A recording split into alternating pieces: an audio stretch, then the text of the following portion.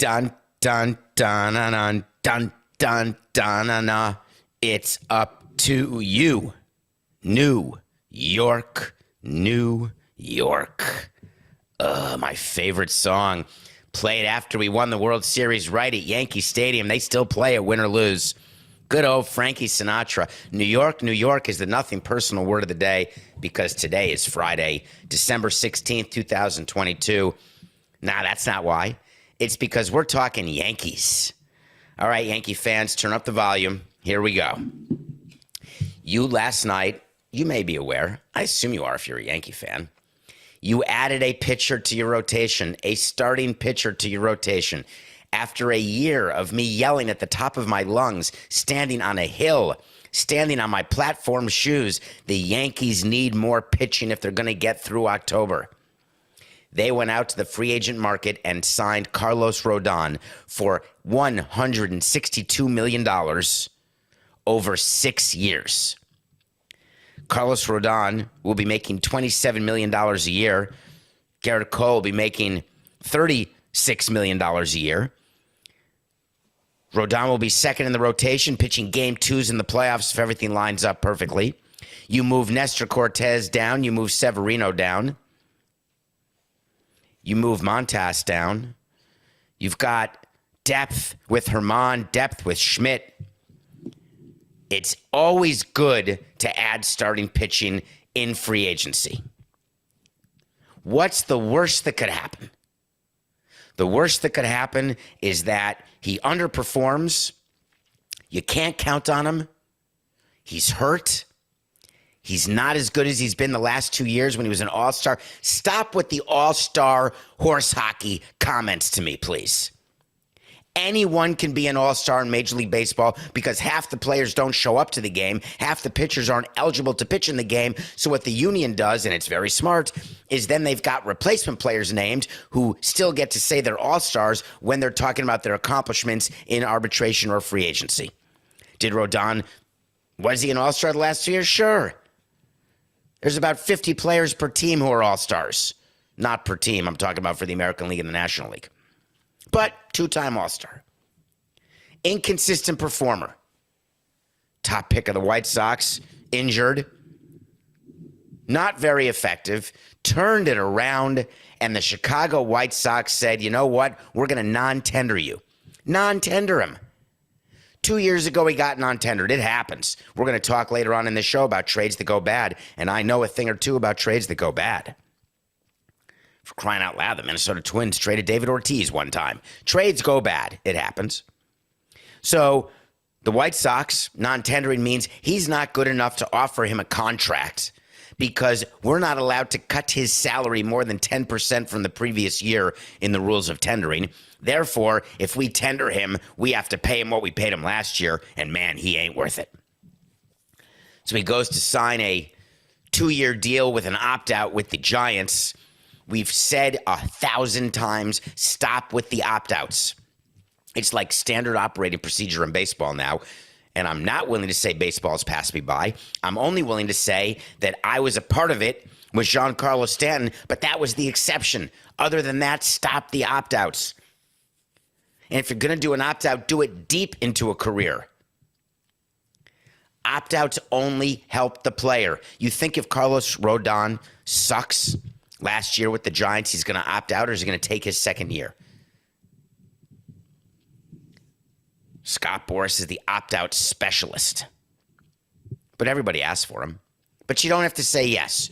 So Rodon has an opt-out after a year with San Francisco and says, hey, I had a good year. Hey, Scotty, what should we do? Oh, my God. Do you have any idea? You got DeGrom on the market, and that's it. The guy can't stay healthy for more than a month and a half. And then there's you, baby. There's just you. And let me tell you the number of teams who need pitching. They all do. Let me tell you about the amount of money that's going to be spent this offseason. Carlos, here's how it's going to work. I'm going to get Correa signed. I'm going to get Bogart signed. Now, don't worry. That's the shortstop market. It's not going to impact you. It's totally normal. The Mets have told me they're bringing back Nimmo, but you are my focus on pitching. But we're going to wait. We're going to wait until teams get desperate. We're going to let Judge go somewhere else, and there's going to be people figuring out, what do we do now? We've got to get our pitching act together. Don't worry. I'm going to get you 7 years. 7? No chance, toilet pants. I'm telling you, Carlos, I'm your man. We're getting you 7. Let's get it out there. Ready? All these teams are interested. We're going to say that we're looking for 7 years and over $200 million. This is fine. Don't worry. This always works. There is a sucker amongst the ownership group. I swear to God, just wait. Hold on. Carlos, I got to make a phone call. Hey, Hal, you know, you're losing the race with Steve Cohen. You know the Mets are better. You know the Mets are getting all the headlines. You know the Mets are at $345 to $350 million, and you're a pauper sitting there at $280 million. What are you going to do? Are you really going to take the same team into next year and say, hey, we're better when every team that you're competing with has gotten better? Is that your plan? Oh, no, but Scott, we're good because we lost to the Astros, but the Astros lost Verlander. That's what you think it has made you catch up to the Houston Astros, Hal? That they lost Verlander? They replaced Gurriel with Abreu. You already know their pitching staff was deeper without Verlander.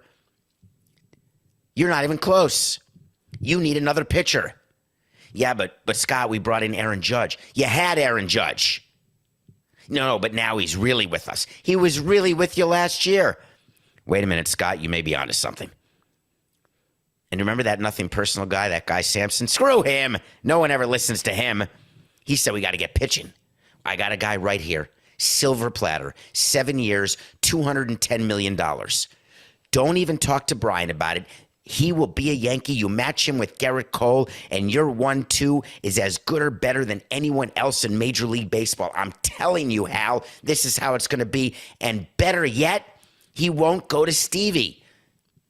All right, hold on. I'm not going to call Brian, but just hold on 1 second. Hey, Brian, it's Hal. Are we really going to go 7 years with Rodon? Hal, don't you do that. Hal, I normally wouldn't care because who's going to be here in 7 years? But I thought that 25 years ago. I'm still going to be here catapulting over buildings and sleeping on the street and raising money and raising awareness and trying to win a World Series. You know that. Therefore, don't saddle us with Rodon for 7 years. It's absurd. He'll be 37 years old. Let's offer him a 4-year deal at $30 million, 120 over 4. That is a very high AAV. It gets him above Chris Sale, which he's not better than Chris Sale. It still keeps him below Garrett Cole, which we have to do. It's right around David Price, and he's no David Price. I mean, today he may be, but not when David Price signed. Go, do that. All right, I'll be right back to you. All right, Scott, we have our plan. We're going to go with 4-1-20. And then Scott said, I'm sorry. Hold on 1 second. Hold on. Hey, John, yeah, could you put out there that there's a big gap between us and the Yankees, but we've got 7 years elsewhere in the market? Get that out there, would you please? All right. Sorry, thanks. Hal, hey, listen, thank you. I appreciate that offer, but we're gonna pass on that. All right, we'll talk soon. That all happened 2 days ago. Now let's cut to yesterday. Hey, Scott, it's Hal. We can go to 5. But that's it. Hal, we never even countered. We're not countering a 4-year, $120 million deal. We're just not going to do that. This has to be 7, and it has to be 210. That's it. Well, I'm willing to go to 5, but look at pitchers as they get into their mid-30s. I don't think this is good. You don't care about that, Hal. You care about winning the World Series. All right, let me be back to you. Hey, Brian, should we go to 5? No, we should not, Hal. All right, hold on. Scott, we're not going to go to 5. Hal, we have 7, and we are about to go to someone in your division. Are you aware of that? Because we're doing it, and it's happening today. You do not have time to call Brian. You do not have time to do anything but tell me, and I'm doing this because out of the goodness of my heart. I'm Scott. I've had a great offseason. I'm looking at over $1 billion in contracts, right? Here's what we have to do. You understand what it is with my players. I can't let Rodon get less than Nemo. I can't do that. If you go to 162 over 5, we'll get this done, and I'll say we're good right now. No way. No, Scott, I will not do that. I will not do that. That really crushes me in luxury tax. It makes no sense at all. All right, let's put our heads together, make a rock pile, and let's come up with 6 and 162. That saves face with me. It gets me close to the 7 years. It gets me close to the 210. It gets me to Nemo so I can tell Rodon that this is what we do. It helps in my recruiting of other players who I'm trying to poach from great agents like Joe Wolf and Dan Lozano and Jeff Berry and the Levinsons and all the other agents out there. Players see that I'll get them the last dollar. So this can work. Do you need to call anybody? No. We're good. 6-1-62. Boom. That's how word got out that the New York Yankees had signed Carlos Rodon. Near term, I love it. Depth to the starting rotation. You need it. If you can afford it, take it. I'm not going to care about years 5 and 6 of this deal because that's the luxury I have by being a Yankee and being in that front office. It's not going to crush me, and I need the World Series within the next 4 years because I'm in danger of the Mets winning one, and I'm in danger of another year passing without us winning one. So I am complimenting the Yankees for getting a pitcher like Carlos Rodon. He is not an ace. Do not expect them, Cole and Rodon, to be the 1-2 punch, the best 1-2 punch in baseball. If they get hot at the right time and they have the bullpen pieces to complement them and their lower level starters can fill in when there's injuries, and then when you get to October, those lower level starters can become long guys in the bullpen, you got yourself the making of a pitching staff that can help you be successful in October. I remind you that there was total shutdown on Yankees offense for much of the year other than Aaron Judge last year. So for the Yankees to win the World Series next season, they're going to need consistent production from more in the lineup than just Judge. Any injuries will be problematic, and they are not a young team.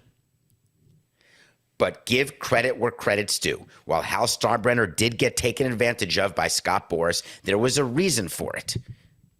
Because the Yankees needed pitching, and they got it. Carlos Rodon is a Yankee. 6-1-62. I had 2 wait to sees on this. Wait to see is when I tell you something's going to happen. When it does, it does. When it doesn't, it doesn't. Here we go. I said the Mets aren't signing him. That's a yes. I said there's no way he's getting $200 million. That's a yes. People were wondering about that wait to see. Because the numbers have just been so absurd. They figured there was such a frenzy going on. Everyone's getting 9, 10, 11 years, pitching out until your late 30s, early 40s, position players, blah, blah, blah. No way. You have to go look at track record at some point, don't you? So those two are right. The thing about free agent signings is how good they feel today and how bad they can feel tomorrow, but my God, all you want to do is feel good today and then put a few good todays in a row, back to back. Get that feeling seeping into your fan base, seeping into your clubhouse. Get some momentum. All we want to do is salvage the last game of this series. We've lost the first 2, but we're heading out into the road. Let's head out with a victory, guys, so we feel good on the plane. All of these psychological games that are played with players. Players play with the front office plays with themselves. Part of that is the theory that you do not look back at trades. It is a very dangerous game. Fans love it. There's many members of the media who love tracking trades and following up and saying how horse crap trades are or signings. You think we don't know? You think Jeter doesn't know that he got nothing for Yelich? You think I don't know what happened with the Cabrera trade? Of course we know. Every team in baseball, every Hall of Fame executive in baseball has made bad trades, and not just one. Every Hall of Fame executive in baseball,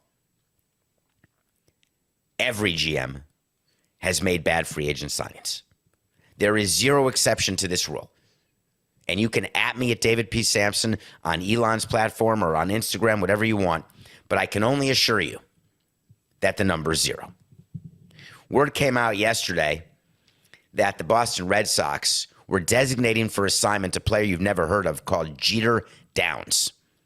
Jeter Downs was a player acquired by the Red Sox in the Mookie Betts trade back right before COVID. I don't know if you remember this. In February of 2020, do you remember when the Red Sox traded Mookie Betts and David Price? The only reason they traded David Price is they were able to shed his money because he was so overpaid, but the Dodgers were able to take that money as a condition of getting Mookie Betts. And they traded Alex Verdugo, who would slide in and play at the major league level with the Red Sox. But there was a prospect named Jeter Downs, and he was supposed to be the guy. Well, here we are 2 years later, and Jeter Downs is no longer on the Red Sox.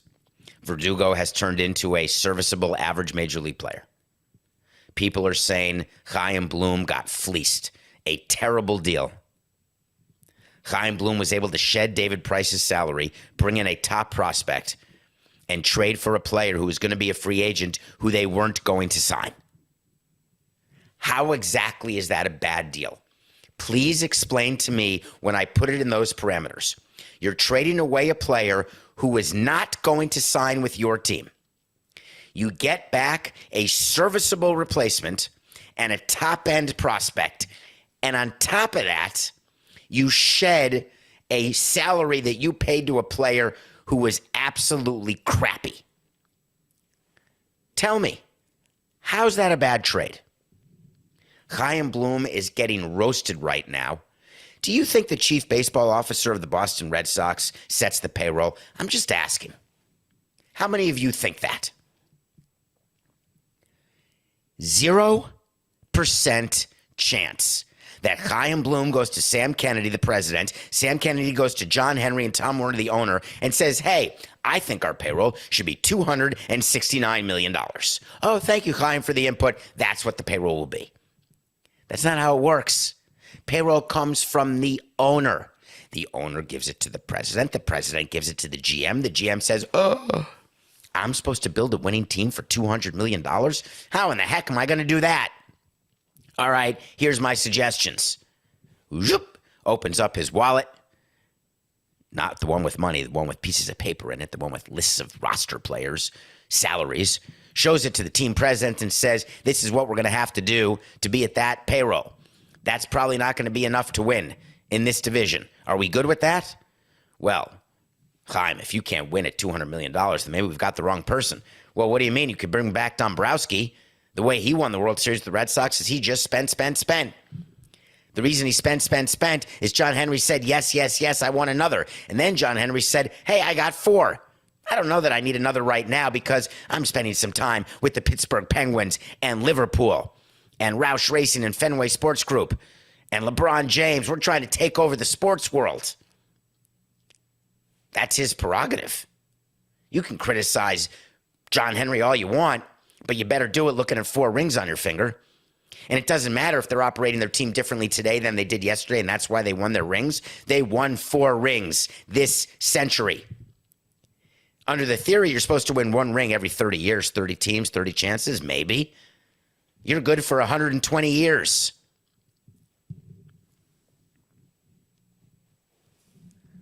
When Chaim Bloom was hired by the Boston Red Sox to replace Dave Dombrowski, that was a very purposeful hire. When the Dodgers hired Andrew Friedman, it was a very purposeful hire. You are trying to get the philosophy of the Rays and applying it to a larger revenue, larger payroll team. The discipline of the Rays, applying it to the larger market, larger payroll team.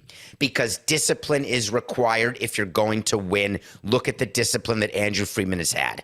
Yes, Andrew Friedman signed Mookie Betts to that huge deal. If you're going to do it, you do it to a position player, not to a pitcher. The discipline to let a player go can be so difficult, but it's so much better for your team. Yes, you lost out on Bogarts. Yes, you did. Scott Boras told you you're no longer the Sox, you're the So-Sos. You lost your ex. Every year, you're always told you've got to have this player, you've got to have that player. And then next year, you're told again, there's always next. Believe me. DeGrom is yesterday's news. He signed. Aaron Judge is yesterday's news. He signed. On to the next. Ohtani is an example.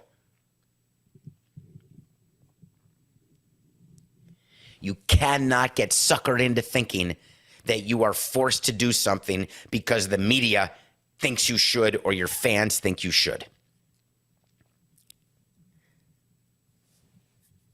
Jeter Downs is gone from the Boston Red Sox, and not one person in the industry thinks that Chaim Bloom is a worse chief baseball officer today than he was yesterday, because everyone in the baseball world knows exactly why that trade was made and how important that trade was, because the Red Sox had to reset the luxury tax. They had to get under it, and that's what he was told to do, and he did it.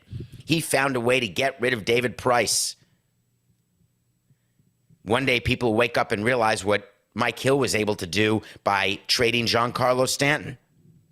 He didn't want to trade Giancarlo Stanton. It didn't make the team better to trade Giancarlo Stanton, but financially he was told Giancarlo Stanton cannot be on the team. Okay, let's get something back if possible, but more importantly, let's get rid of the money, because that's what my job is.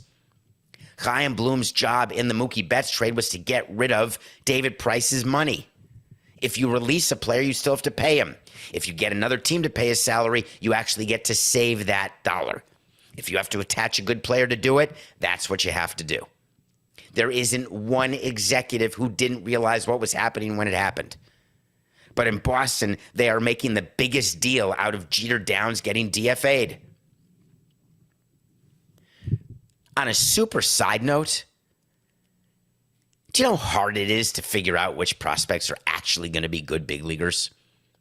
Yeah, you've got your can't misses like Bryce Harper. Oh, wait a minute, that can't be right. Every year there can't miss prospects, and they miss all the time. Go just take a look at an NBA first round versus an NFL first round versus an MLB first round, and tell me which is the bigger crapshoot. It's pretty easy. MLB has always been the biggest crapshoot. We've got men who chew tobacco and sit around a table. Some of them are now Ivy League grads who just sit in front of a screen, and they've never met a player. They've never been on a field, but they are just looking at numbers and processing numbers and analyzing numbers. Then you've got the tobacco chewing gruff guys in cowboy boots who come out on the field, spend 300 days on the road looking at players who are 18, 19, 20, and they're all doing the same thing. They're all trying to predict who's going to overperform prior to reaching arbitration. Who will be the best player the fastest in this group of prospects who we have? It is the most inexact science in a world full of science. It is the most difficult job description in a world full of people who get evaluated publicly for making mistakes by misevaluating. It is the biggest misconception that baseball people somehow, or these people who write for these papers, top 100 prospects, they don't know shit about shit. These non-baseball people not in the game who write for these magazines who top 100 prospects. Like, you know, if you knew, you'd be working for a team. How do I know? I'd be working for a team. I was for 18 years, and guess what I never did? Not one time. Go look at a prospect and say, hey, that prospect's going to make it. Hey, that prospect's not. Nope, wasn't my job, didn't know how to do it, never did it. I listened to baseball people. I evaluated baseball people based on what they told me, and then we followed it for years and were able to evaluate who was better at identifying talent, at projecting talent than someone else, but it is incredibly difficult. So before you eviscerate Chaim Bloom or any GM of your favorite team, keep those things in mind. Everyone loses on trades. Everyone misses on prospects. Everyone misses on free agent signings. Hard stop. Okay. Thank you. We'll be back. Oh, we come back. I did it last night, Coca. I watched the last 3 hours of Harry and Meghan. We are going to review it, and then we're going to do a mea culpa. One of you asked a question, so you want to talk to Samson. I give you all the credit in the world, because there was a time in my life when I never would have answered this question, because to acknowledge being wrong, and this will now be twice in a show, to acknowledge it was always tough for me, but it's become much easier because I'm on the air every day and I'm wrong way more often. But it takes practice to learn how to be wrong, by the way. You're not just born with it, right? You're born the other way. Like, I didn't do that. Why do you think kids' first instinct is to lie? Where do you think gaslighting came from? It just has a word now. The fact is, Everybody's been gaslighting forever. I have no idea where that spills from. That's what kids do in a kitchen when they're 4 years old. I have no idea why there's dog crap on the floor. Well, you mean you weren't there watching the dog needing to go out and all of a sudden he's peeing on the floor? You didn't see that? I literally don't know what you're talking about. We'll be right back. Welcome back to Nothing Personal. Coke and I just had a good laugh at the break when he was wondering, where's that on the rundown? I didn't see dog poop on the rundown. It is Friday. Just another manic Friday. Wish it were Saturday, because that's my fun day. Friday, I'm in love. I miss The Cure. I'm going to listen to that song right after the show. I try to listen to a song after a show because we haven't really talked about this, Coca. At the end of a show, you know, there's two things that happen to me after we record a show, and Coca knows one of them. One of them is I have to excuse myself and quote unquote go to the office. That's what I tell him. But my stomach gurgles throughout the course of a show, and we have a microphone that doesn't necessarily pick up the gurgle. But I'm very careful that I have to get on behind the camera and behind the microphone sort of empty. But for whatever reason, during the course of a 45-minute show, things tend to fill up, and I get a little gurgly because I have a very, very weak, terrible stomach. So first thing after a show is I go to the restroom and try to get skinnier. Second thing is I listen to a song, because I have such adrenaline going after a show, and there's a different song each day that I will listen to. And it depends on what kind of mood, how I thought the show was. And you could ask me, and I would tell you what song I'm listening to on a daily basis, because they're different. I go into Apple Music or my library. Today I'm going Friday I'm in Love by The Cure. That's what I'm in the mood to hear.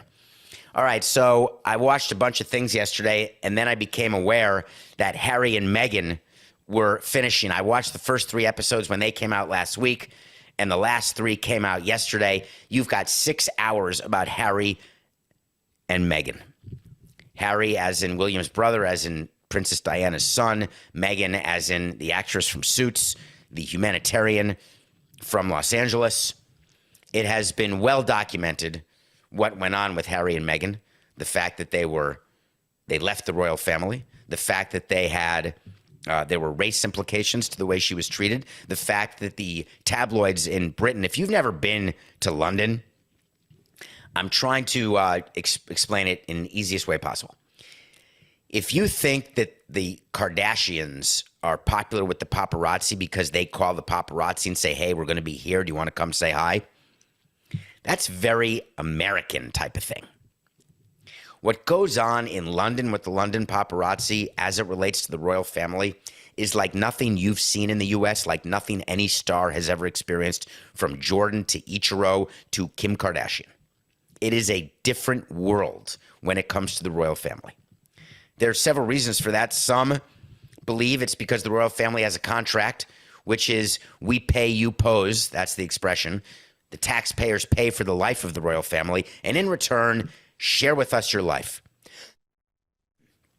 Let us live vicariously through you.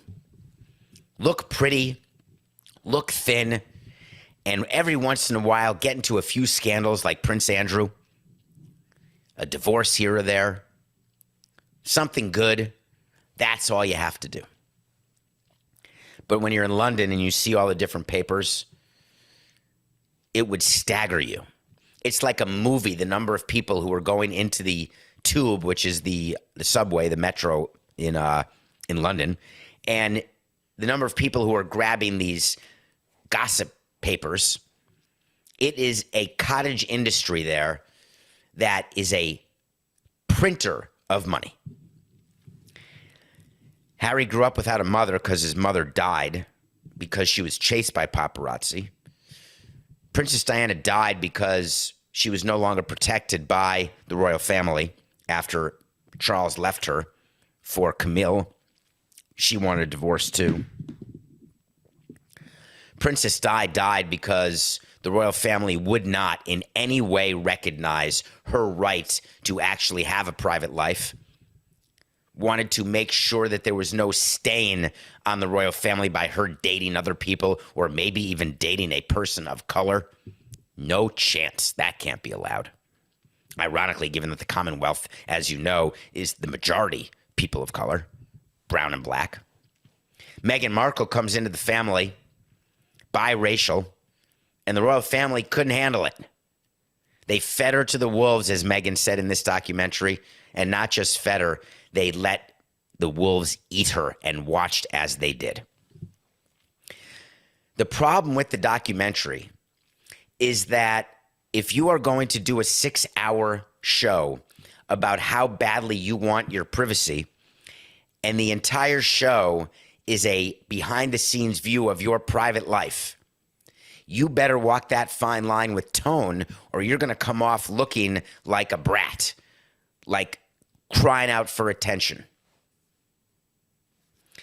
During the course of 6 hours, there were 4 different times when I looked at this camera, at the screen, at the TV, and I said, there's a chance I feel more badly for Meghan Markle and Prince Harry than any celebrity I've ever come across in my entire life. There were 6 times that I watched during the course of the 6 hours that I looked at the screen and I looked at Harry and Meghan and I said, my God, they got exactly what they deserve. That's a tough way to watch a documentary, isn't it? Because I don't want that sort of internal strife where do I love or do I not love the star? What's the word, Coca, for the protagonist? Harry and Meghan are the protagonist of their own documentary. And the purpose of protagonist, it's someone you want to fight for. An antagonist is someone you want to see get hurt. That's the terms. When the same person is both the protagonist and the antagonist, that leads to like a tummy ache. And that's what I had for 6 hours watching this. Do I think you should watch it? I do. Because I think that you should think to yourself, what do you add? What part of the gossip are you a part of because you like it so much and you live vicariously through other people that you promote lack of privacy? I said privacy before because that's how they say it in the UK, and we're talking about English people. Privacy, privacy, tomato, tomato. Bloke, guy. Bugger, screw. Roof, roof. Harry and Meghan, it's worth it. 6 hours, and it's quick. I mean, it's 6 hours. It's still 360 minutes, but it's quick, I promise. All right, Coca, play me some music. You know what I want? I want to talk to Samson. So you want to talk to Samson on a Friday. Get into Twitter at David P. Samson or Instagram or find me. I'm findable. Ask me a question. I'm going to answer it. It's from a movie called Half Baked. Anybody have plans tonight, Friday night, after Shabbat? Anybody? David, is it time to rethink your position on Zion Williamson? You are practically proclaiming him a bust, and now the Pelicans are the best team in the West, and he could win MVP. Thoughts? Hi, my name is David Samson. If you're watching this on YouTube, nothing personal with David Samson. I got the pink shirt, blue blazer. That was the Friday outfit. My right hand is up. I'm not doing the stroke test. That's left hand, open mouth, tongue out. Hi, my name's David. Nope, not doing that. I feel fine. A little gurgling, but I'm good. Right hand up. My name is David Samson. I give a lot of opinions on Nothing Personal, all of which I believe are right at the time I'm giving them.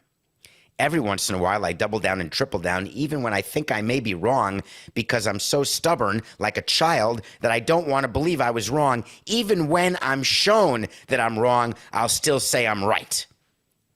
But then there'll come a time where that becomes indefensible. You can't like quadruple and quintuple down. So here we go. Start your watches. 3, 2, 69. For the last several years, I've told you that anyone in New Orleans who thinks they'd rather have Zion Williamson than Ja Morant, you've got to be out of your mind. If the teams had to do it again, the Pelicans would, of course, draft Ja Morant because he is on a Hall of Fame trajectory, and he has so far surpassed Zion Williamson, who can't stay on the court. He can't keep his weight down. He can't stay healthy, and the spring in his step is gone because of his body, and it is going to be a problem. Bad feet, bad body. We've seen it happen before. Therefore, Zion Williamson is not who you want to build your team around. That was my position. Ja Morant has grown into one of the top 5 players arguably in the game, certainly top 10. The Memphis Grizzlies are a team that is very difficult to beat. But this year, Zion has been completely healthy from the beginning, and he has been an unstoppable force. He's scoring 30 points a game, including last night. He scored over 30, but the Pelicans lost to the Jazz, shockingly. But the Pelicans are the number 1 seeded team in the Western Conference. Zion Williamson, out of nowhere, is in the conversation for MVP of this league, not of his team, of the entire league. You're talking about the favorite is Jason Tatum. You know what he's doing in Boston. Giannis is always second or first, what he's doing with the Bucks. Luka's always there in the top 3. They have Embiid, Jokic, all those guys. But then Zion. Zion right now is the 6th longest shot to win MVP. Better than Curry, better than Booker, better than Morant. Zion Williamson is a central piece, a foundational piece of a great team. I suffered from recency bias, where I wanted to believe that sure things don't exist because I never saw one. Other than Nicolette Sheridan, I've never seen a sure thing. There's always a matter of chance. When Zion came in as this sure thing, I wanted to further my slanted belief that sure things don't exist by willing his failure into existence. For no reason. I've never met him. I have nothing against him. And I was wrong. Zion Williamson has a chance to be one of the all-time greats. All he has to do is stay healthy, because his skill that I thought may not play in the NBA, boy, does it ever play in the NBA. His jump, his size, I thought jump plays, size may not. Barkley? Turns out he has a chance to be better than Charles Barkley. Charles Barkley, one of the greatest of all time. You're asking me if it's time to rethink it? I was thinking it before you sent it to me, which is why this made the show. Because I was watching him. There was a story on CBS Sports HQ about his last few games and how he's averaging over 30 points and where the Pelicans were. And I was not even aware where they were in the conference. Somehow I just overlooked it. And I still thought they were fighting for the play-in for whatever reason. And it got me rethinking. Then you come up with this question. It's a winner.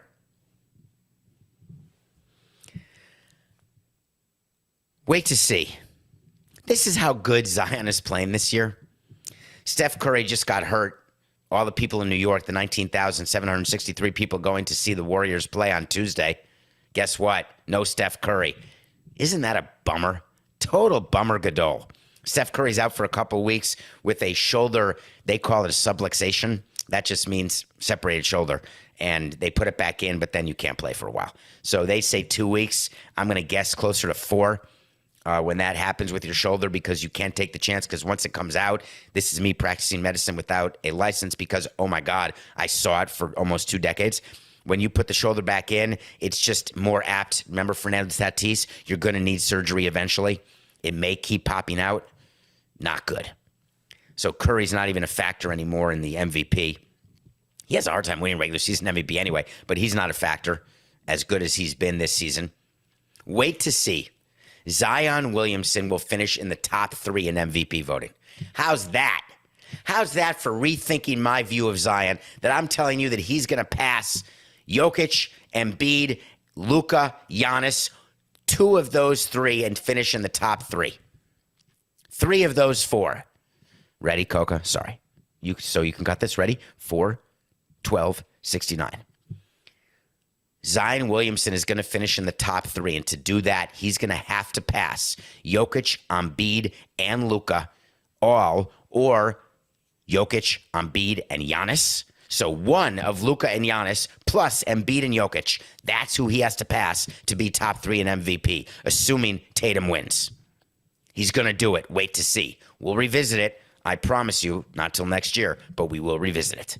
Zion Williamson is one of the best players in the NBA right now, bar none. If you're not watching the Pelicans, start watching them. Nothing. Personal pick of the day. Niners -3 over the Seahawks was our pick. Did you watch that game? It's going to start now. Get ready for the platitudes. My friend Katie at Sportsline, big Niners fan. I'm waiting for Katie to say, hey, this guy's better than Brady. Purdy, greater than Brady. Purdy, greater than Patrick. This rookie is taking us to the promised land. Put him together with McCaffrey. You got yourself the best team. Forget the Eagles. We are going to the bowl. The Seahawks had been overplaying their hand the entire season, so this was an easy pick. Niners -3 over the Seahawks. It was a winner. We are now 147 and 122. Coca has not given me a calculation recently, and as we're heading close to the end of the year, we are 25 games over 500. If you have bet one unit for every bet, we have looked at the odds of each bet. We have looked at the payouts for each bet. So I lose if you pick a huge favorite in baseball, like a -300 to 1, and that favorite does not win, then I'm losing that amount. So just keep in mind that when we give you an amount next week for our year, it will be an amount that if you had been with us for every pick of the day, this is how much money you'd have for Christmas shopping. And I've got a feeling it's a good number. All right, I got 3 picks for you. Ready? Tonight, the Lakers are +1 versus the Nuggets. In L.A. Now, it's not like the Nets, who just got fined $25,000 yesterday. Did you see that? This load management thing is ridiculous. I've had it. You buy a ticket to watch a team. In baseball, there's an everyday lineup, but there's a chance that there could be a change in the lineup, that your favorite hitter's not going to start that day. But the majority of games, you go to more than one, you're going to see your favorite guy. Starting pitchers are announced. You want to see a starter. You come and watch a game. Basketball, you want to see Kevin Durant play, or Kyrie Irving, or Ben Simmons, who would. But let's just say you do. You got to go thinking you're going to see them, especially if they're on the road. The Nets did not play 8 players from their rotation against the Pacers. 8. They won the game, by the way, but it doesn't matter. They got fined $25,000. You know what the owner did, Joe Tsai, when he got fined $25,000? He put his hand in his pocket, pulled out a bunch of lint, pulled out $25,000, said thank you, because my basketball people told me that if we want a ring, we've got to make sure we don't give these players too many regular season minutes. Are you ready to address that, Adam Silver? Because the best way to address it is by shortening the schedule, but that takes money out of owners' pockets. So therefore, you better start embracing load management. Stop with these BS fines, because owners don't care. Or, if you want to make it a deterrent, how about $25 million? How about fining an owner $25 million if they sit out too many players on nationally broadcast games? How about if they have to tell you in advance who they're sitting out? Well, that's bad, because then we'd have to start evaluating who's injured and who's not. Well, it's pretty damn clear if they don't play one day, they played the day before, and they play the next day. Oh, I guess that wasn't injury. That was load management. You're hurting your product. The Lakers need to win this game. They've got to play LeBron and AD. I don't know if they are. You don't know. That's the whole ridiculous part about it. The reason I'm taking the Lakers is that the Lakers are a dangerous team right at this very moment, because for whatever reason, they actually believe that they're better than their record. They believe that the team they put together with Westbrook and how great he is with the second unit, LeBron catching Kareem Abdul-Jabbar to score the most points in NBA history, and AD finally playing like one of the best players in the NBA. In their view, we're good. Start right now against the Nuggets. Lakers +1. Saturday, huge. NFL is on Saturday now. You've got the third place World Cup game between Croatia and Morocco at 10 a.m. Eastern, but you've got football all day. Huge storm in Buffalo. Will there be snow, ice, wind, whatever? All these people calling for a dome in Buffalo makes me laugh. I love watching bad weather games. I love when the Dolphins have to go play during the winter. And there's a very simple rule. When the Dolphins are playing in the snow, you bet against the Dolphins. Saturday, Dolphins +7.5 in Buffalo. That's right. I'm not going with the Bills. I'm going with the Dolphins, because 7.5 is too many. Tua has struggled. The Dolphins have struggled. They're playing better teams now. This is a big game for the Bills, but it's a bigger game for the Dolphins. I'm not sure that the Dolphins win this game, but 7.5 was too much. In my mind, before I looked at this spread in this game, I thought a touchdown. Anything over a touchdown, I'm going to take the points. That's what I'm doing. Dolphins +7.5. And we end with Sunday. We end the week with what we've been talking about for a month and a half. The World Cup in Qatar will come to a close on Sunday. The last spectator will walk out of those stadiums on Sunday. Everyone will fly out as quickly as they can, get the hell out of Dodge, and never go back. Qatar will start with their press releases after the World Cup. You're going to see number of spectators. You're going to see number of viewers around the world. That'll come from FIFA. You're going to hear about the success. You're going to hear that this was the greatest thing that ever happened to global football. You're just not going to hear it from me. I did not follow through on my desire to not watch. In fact, I've gone the other way. I watched every match, and I've loved every match. Out of 62 matches, I'd say I watched 58 of them start to finish. The only way you couldn't is when they were playing game 3 of the group stages at the same time. You couldn't watch both at once. I guess I did for a few minutes on dual screens. And here we are with France and Argentina. We've made it to a World Cup final that is to die for. Literally, if you're a worker in Qatar. This is the World Cup that you died for. This is the final that everyone prayed for, other than Qatar versus Saudi America.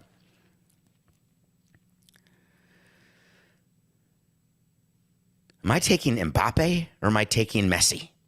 Which is the better story? It's Saudi Arabia, by the way. Sorry. Do you want to do that over again? They thought they'd want Qatar against Saudi Arabia. Instead, they got France versus Argentina. It's the second best matchup they could have asked for. The officials in Qatar. See if you can work that in the edit. Thank you. Mbappe, his second World Cup. Messi, his first. How do you possibly get a better matchup? You know who I'm taking. I'm taking France. Because we took them to win the tournament in a wait to see that France was going to defend their World Cup win from 2018, becoming the first team since Brazil in 1962 to defend their World Cup, which they had won in 1958. France is 90 minutes away, plus extra time, from keeping Messi cupless and having Mbappe enter into the conversation as the greatest of all time, and he's a kid still. Tune in, 10 a.m. Eastern, 7 a.m. Pacific.